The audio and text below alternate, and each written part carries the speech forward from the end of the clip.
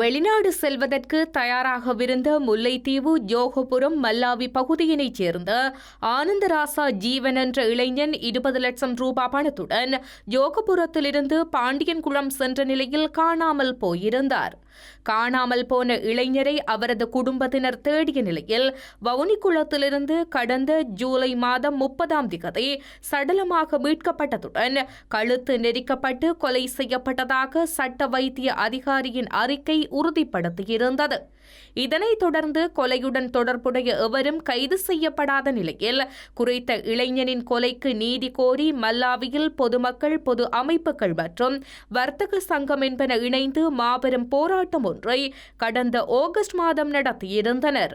எனினும் நீதி நிலைநாட்டப்படவில்லை என்றும் இதுவரை குற்றவாளிகள் எவரும் கைது செய்யப்படவில்லை என தெரிவித்தும் இன்று மீண்டும் போராட்டத்தில் ஈடுபட்டனர்.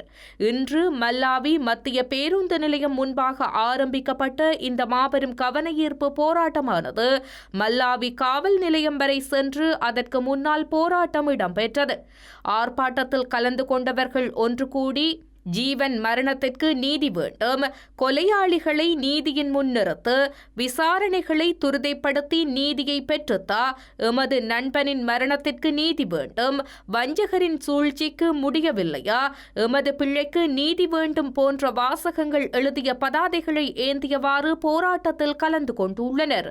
குறித்த போராட்டத்திற்கு ஆதரவாக இன்றைய தினம் மல்லாவி பகுதிகளில் வர்த்தக நிலையங்கள் மூடப்பட்டுள்ளன.